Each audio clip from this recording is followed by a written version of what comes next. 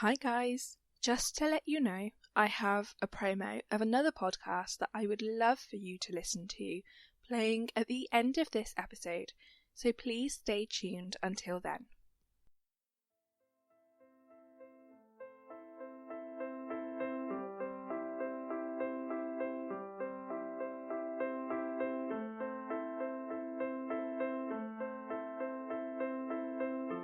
Hi M&Ms. Welcome back to another episode of Murder and More. As always, I am your host, Kira.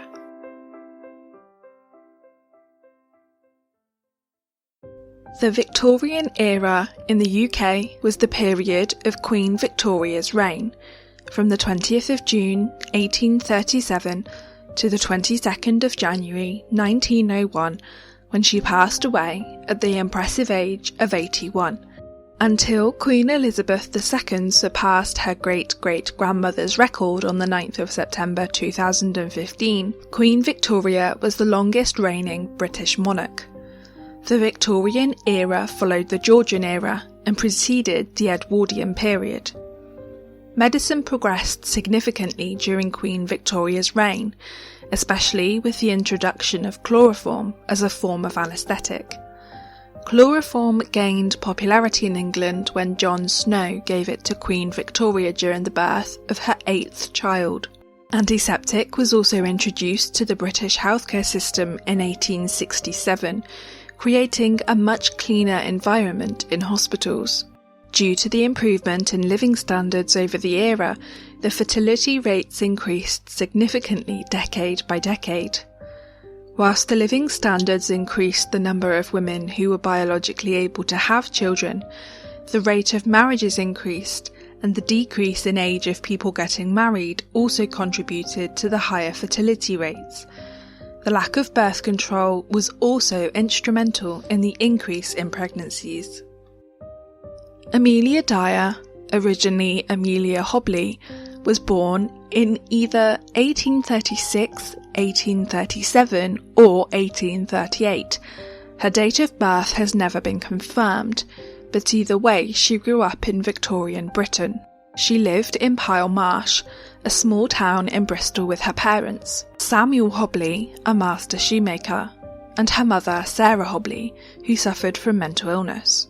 She had 3 brothers, Thomas, James and William, and a sister Anne.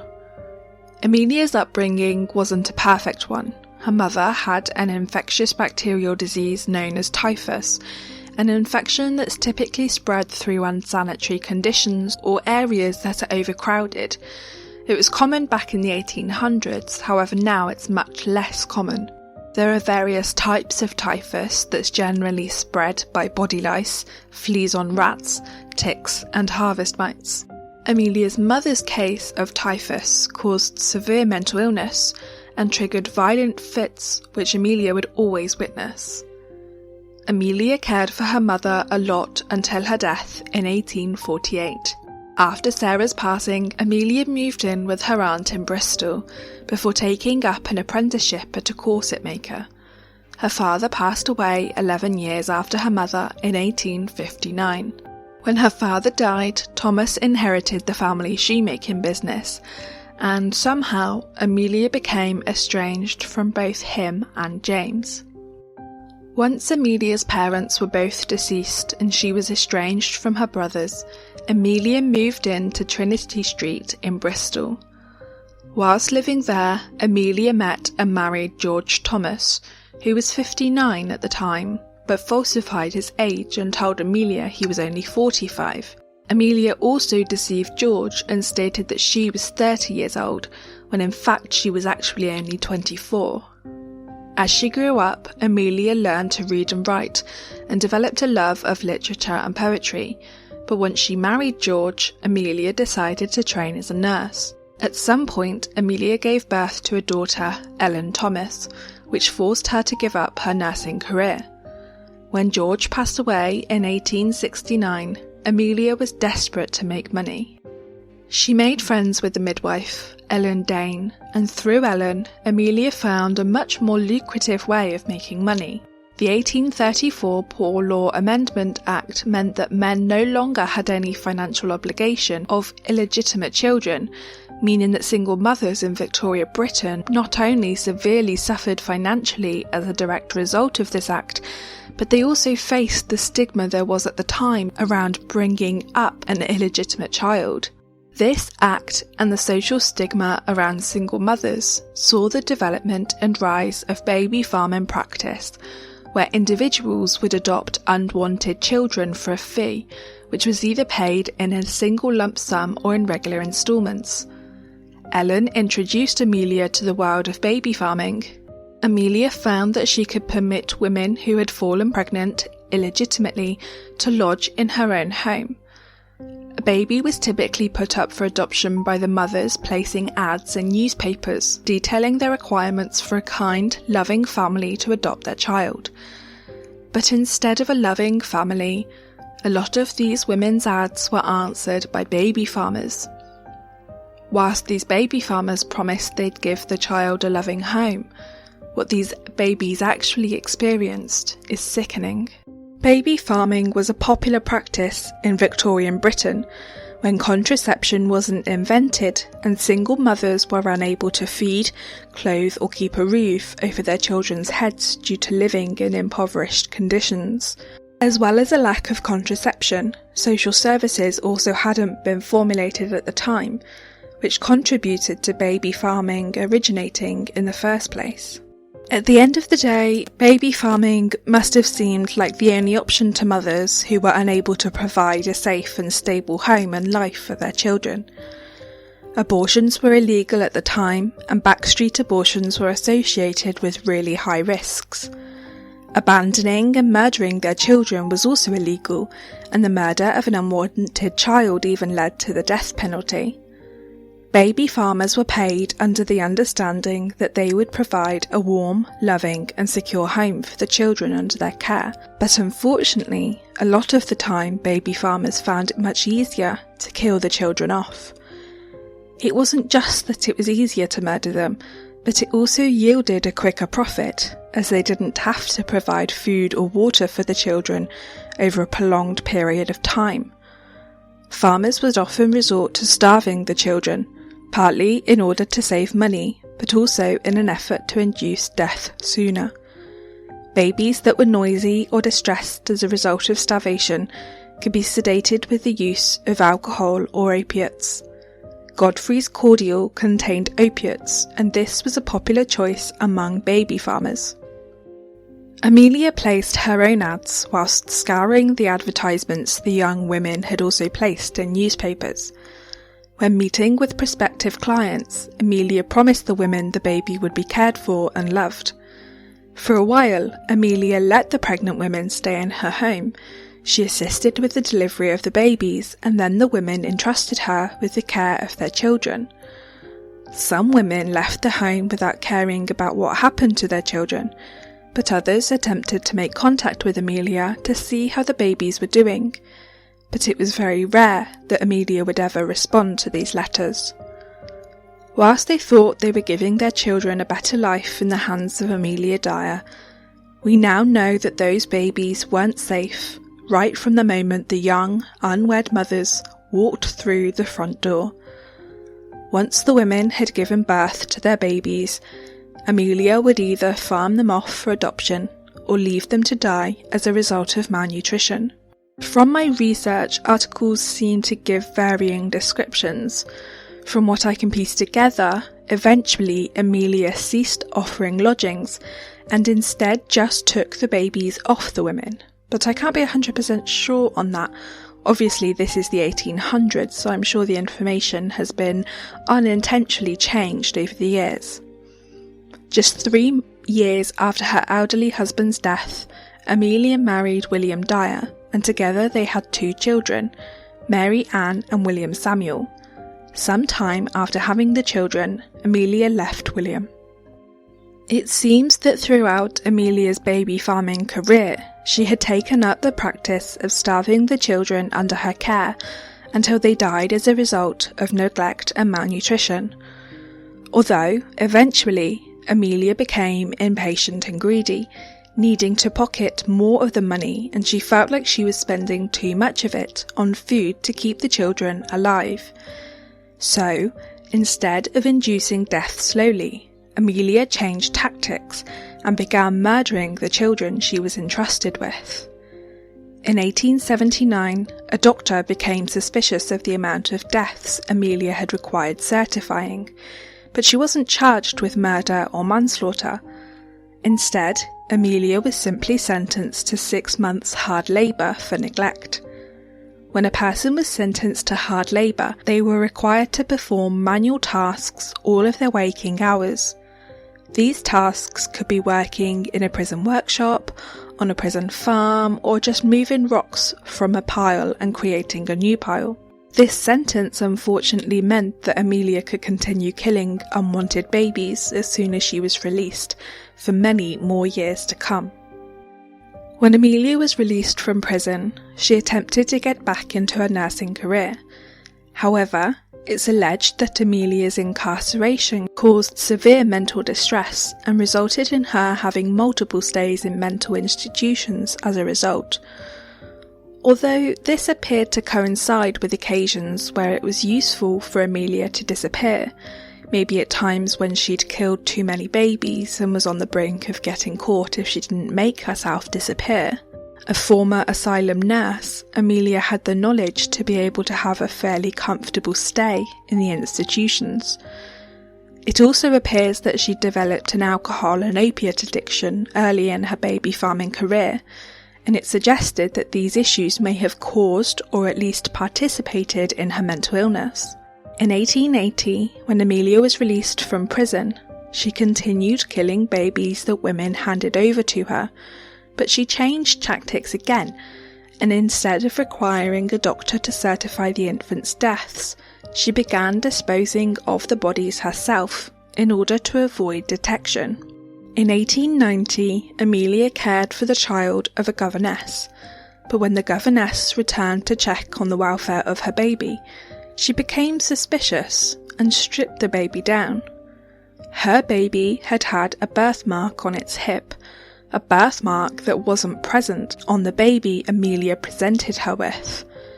This led to prolonged suspicion by authorities, which caused Amelia to have, or at least pretend to have, a breakdown. As a result, Amelia attempted suicide by drinking 2 bottles of opiates. However, her abuse had resulted in a tolerance to opiums, and Amelia survived the attempt.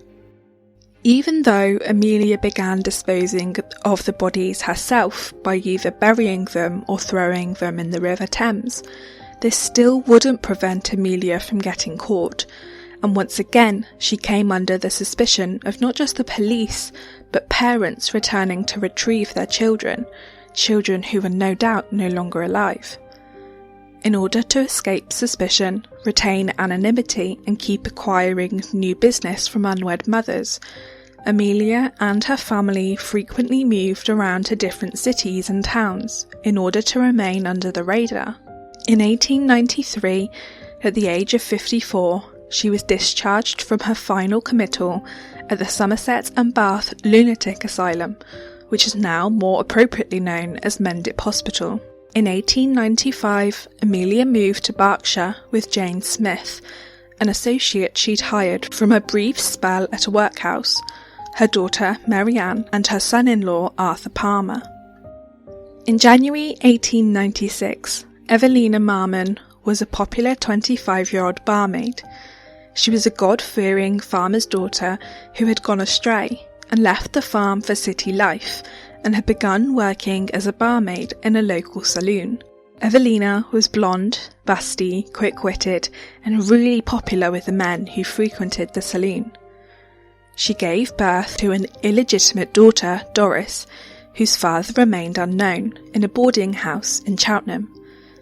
Evelina loved her baby, but knew she wasn't capable of raising her on her own, so she put up an advertisement 2 months after Doris's birth, looking for a, quote, respectable woman to take a young child, end quote. Evelina's plan was to go back to work and hopefully in time be able to reclaim her daughter.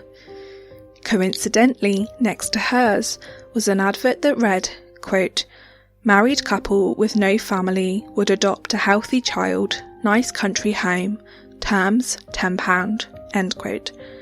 In today's currency, £10 would be £820.49. Evelina found the advert appealing and replied to it. A few days later, the poster of the advert, Mrs. Harding, responded to Evelina's letter, saying, quote, "I should be glad to have a dear baby girl, one I could bring up and call my own. We are plain, homely people in fairly good circumstances. I don't want a child for money's sake, but the company and home comfort. I and my husband are dearly fond of children. I have no child of my own. A child with me will have a good home and a mother's love," end quote. Evelina attempted to bargain with Mrs. Harding on the price of Doris's adoption. She was living an impoverished life and struggling to survive. Whilst £10 is nothing to us now, back then it was a lot of money. All Evelina wanted was to spread the payments out into more affordable weekly payments, but Mrs. Harding insisted that she pay the one-off payment. Reluctantly, Evelina agreed to pay the £10, and Mrs. Harding came to Cheltenham the following week to collect Doris. When Evelina met Mrs. Harding, who was really Amelia Dyer, she was surprised about how much older the woman was than she expected, and stunned by her stocky build. Despite these slight concerns, Amelia was affectionate towards Doris, and Evelina's anxieties melted away. Along with her daughter, Evelina gave Amelia a cardboard box full of clothes and £10. Whilst she handed her daughter over, she was still distressed over giving her up, so Evelina accompanied Amelia to Cheltenham train station and then to Gloucester. At Gloucester's train station, Evelina cried as she watched the train take her beloved baby and returned where she was living in the boarding house in Cheltenham as a broken woman. A few days after relinquishing responsibility of her daughter, Evelina received a letter from Mrs. Harding reassuring her that all was well. Evelina replied to Mrs. Harding, but sadly she never received a further response. Little did Evelina know, she'd fallen victim to the social evil of baby farming, and had handed her precious baby over to a vicious, manipulative, emotionless murderer. Little did she know that she'd never be able to retrieve Doris and bring her up the way she wanted. Amelia told Evelina that she was living in Reading, but in actual fact she took Doris back to her home in London, where she lived with her daughter Mary Ann. At their house, Amelia found white edging tape that was used in dressmaking in her work basket, wound the tape twice around the baby's neck, and tied a knot. Heartbreakingly, Doris's death wouldn't have been a quick one. It's likely that the baby would have suffered for several minutes before passing away. Amelia later said of the babies she murdered, quote, "I used to like to watch them with the tape around their neck, but it was soon all over with them," end quote. It's then suggested that Mary Ann helped her mother wrap the baby in a napkin, and the pair searched through the cardboard box of clothes Evelina had given them. They kept some of the good clothes, and the rest Amelia planned on sending to a pawnbroker. On Wednesday the 1st of April 1896, 13-month-old Harry Simmons ended up under Amelia's care. This time, she didn't have any white edging tape to hand, so instead, she removed the length that she'd used to kill Doris from her neck and wrapped it around Harry's. She then watched as he fought for breath and eventually passed away. The following day, Amelia knew she had to dispose of the bodies. She placed them into a carpet bag, which is an open-top handbag made out of carpet, and added bricks to weigh the bag down. She then made her way to a secluded spot in Reading at Caversham Lock, a weir on the River Thames, and forced the bag through the railings into the river. However, it would quickly be discovered that this wasn't the first time Amelia had disposed of a body that way. Unbeknownst to her at the time she threw the bag into the river, another parcel had been retrieved from the river on the 30th of March 1896, just days before the murder of Doris Marmon and Harry Simmons. A bargeman in Reading found the parcel. Amelia's failure to put in enough bricks resulted in the parcel not sinking as she was hoping, allowing it to be found. The brown paper parcel contained the body of a baby girl, which would later be identified as 15-month-old Helena Fry. Detective Constable Anderson of the Reading Borough Police was able to use microscopic analysis in order to identify a name and an address, Piggott's Road, Lower Caversham, on the inside of the package. The name was Mrs. Thomas, and even though Amelia was Mrs. Dyer at the time, she had previously been Amelia Thomas when she married her first husband, George Thomas. It took police a while to link this name and address to Amelia Dyer, as she had moved around a fair bit since and changed her name several times. But finally, they were able to link Amelia to the name and address. But even though this incredible find led police to Amelia Dyer, they didn't yet have enough evidence to link her to a serious crime. For now, Amelia solely remained a person of interest in the case. In addition to the package containing a dead baby bearing Amelia's previous name and address, police gathered evidence from witnesses and Bristol Police, which increased their concerns about her, so they put surveillance on Amelia's home. They realised that if Amelia suspected she was being watched by police, that she would abscond and they'd probably never catch her, at least not before she had the opportunity to murder other children. The police used a young woman as a decoy. They were hoping that she would be able to get in contact with Amelia to use her services. When Amelia opened her front door on the 3rd of April, she was expecting a young, pregnant girl. Instead, she was faced with detectives who wanted to search her house. Upon entering the house, the police were instantly hit with the awful smell of decomposition, or the human remains weren't recovered. They did find plenty of physical evidence, however, including the white edging tape that she'd used to kill Doris and Harry, and probably other children under her care, telegrams recording the adoption arrangements, pawn tickets for children's clothing, receipts from advertisements she'd placed trying to garner new customers, and numerous letters from parents inquiring about the well-being of the children they'd willingly handed over to her were also found at the house. The police were able to calculate, I assume from records found at Amelia's home, that in the last few months alone, Amelia had been entrusted with at least 20 children. That's at least 20 young women who were desperate enough to put their babies up for adoption. 20 young women who met with Amelia, thought she seemed like the kind, caring, loving woman she portrayed herself to be. 20 women who truly believed that Amelia would provide a good and loving upbringing for children that came into their lives at such inconvenient times. More than 20 women entrusted Amelia with their most precious possessions, and she destroyed that trust in the most heinous way. The fact that within a few months Amelia Dyer had murdered at least 20 babies led to speculation that over the decades she may have killed up to 400 babies, which would make her one of the most prolific serial killers ever.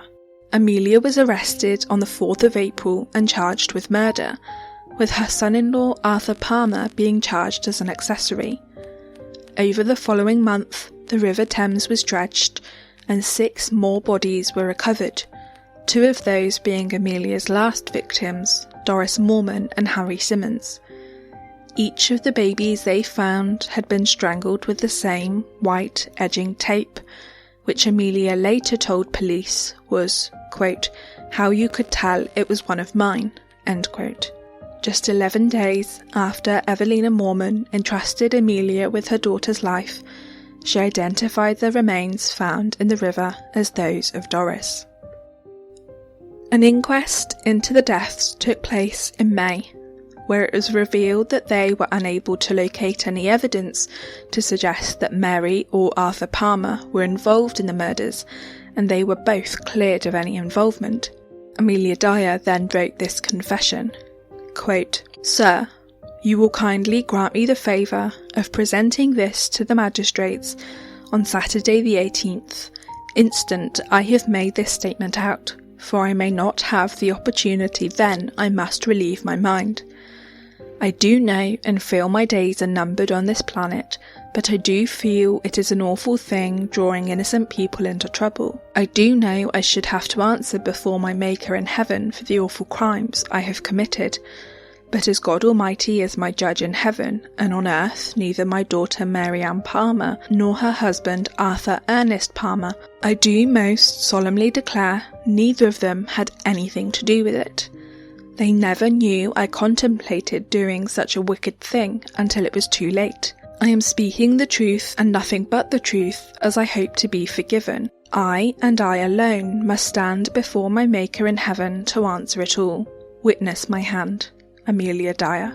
End quote. Amelia Dyer appeared in front of Mr. Justice Hawkins at the Old Bailey on the 22nd of May, 1896, where she pleaded guilty to one count of murder, that of Doris Marmon. Several people, including Amelia's family and friends, testified against her, telling the court that they'd become increasingly suspicious about her behaviour and actions, and it was revealed that Amelia had come close to being caught on several occasions. A man who spoke to Amelia the day she pushed the carpet bag containing Doris and Harry's body through the railings into the River Thames also provided damning evidence. Amelia's own daughter gave graphic evidence that in the end secured her conviction. The only defence Amelia provided was one of insanity. However, the prosecution saw right through this charade and contended that her moments of mental instability were simply a distraction in order for her not to be caught. They said that both times Amelia was put into an asylum were times where she was extremely close to being caught or exposed for her crimes. The jury deliberated for a mere 4.5 minutes before finding Amelia Dyer guilty of murder. Although there were concerns about Amelia's sanity, ultimately the jury put more weight on just how heinous and appalling her crimes were. Mr. Justice Hawkins sentenced her to death, a practice which dates back as far as the 5th century and was abolished in 1965. Interestingly, if Amelia had committed her murders 100 years earlier, there's a chance she would have died as a result of beheading, with the last known beheading used as capital punishment taking place in 1747. Whilst the UK abolished beheading many centuries ago, it was only abolished in Norway in 1905 and Germany as recent as 1938. But what is more shocking to me is that the act of beheading is still a legal form of execution in Qatar and Yemen, although there haven't been any reported executions taking place by this method in recent years. Amelia remained in her prison cell for only 3 weeks, but she was able to fill this time by filling 5 exercise books full of all of her confessions. Whilst Amelia was incarcerated, her daughter stood trial for murder, but the charges were eventually dropped. On the 10th of June 1896, just 2 months after her final murders, Amelia Dyer was hanged by James Billington, assisted by William Wilkinson at Newgate Prison. When asked if Amelia had anything to say, she said she didn't, and was promptly dropped from the scaffold at 9 a.m. Amelia was 57 years old at the time of her execution, making her the oldest woman to be executed since 1843. It is uncertain and will never be known exactly how many victims Amelia had. We already know that there was at least 20 just within a few months, so it stands to reason that there were many, many more that will more than likely never be discovered. Despite tougher adoption laws being put in place, baby farming didn't stop. In fact, 2 years after Amelia was hanged for her crimes and the families of her victims finally received justice, a baby was found in a parcel on a railway carriage in Devon. The baby, who thankfully survived being abandoned, was the daughter of Julie Hall, a widow who gave her daughter to a woman by the name of Mrs. Stewart for £12. It's believed that Mrs. Stewart was in fact Mary Ann, Amelia Dyer's own daughter. It's impossible to even begin to imagine the extent of the pain, suffering and heartbreak Amelia inflicted on the children she was supposed to love and care for and their families who were completely unaware of the monster they were trusting to protect their babies from harm. The agony the mothers who gave up their children must have suffered throughout their lives is unimaginable, lives that I'm sure were governed by anguish and torment. Eventually, the practice of baby farming ceased as a result of tougher laws being brought in. The Infant Life Protection Act of 1897 and the 1908 Children's Act required notification to local authorities within 48 hours of a change of custody or death of a child under the age of 7. These acts also empowered authorities to actively seek out baby farmers and remove children they suspected were being abused. The Children's Act also redefined improper care of children, stating, quote, "No infant could be kept in a home that was so unfit and so overcrowded as to endanger its health, and no infant could be kept by an unfit nurse who threatened, by neglect or abuse, its proper care and maintenance," end quote. The real abolishment of baby farming came, however, when the government implemented proper regulations for fostering and adopting children that were unable to be cared for by their mothers. Finally, women could admit that they didn't have the means to provide the child with the life they deserved, and were able to give them up without scrutiny, and in the knowledge that the child would be placed into a safe environment.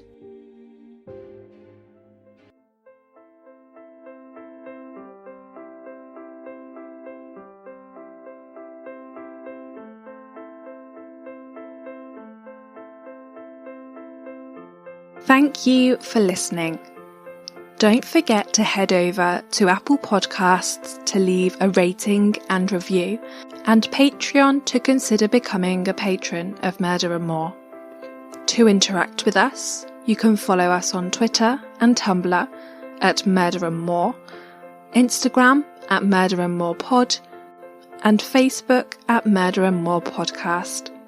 To view the sources and pictures for this episode, head over to www.murderandmorepodcast.wordpress.com. Have a great week, and I'll see you all next week for another episode.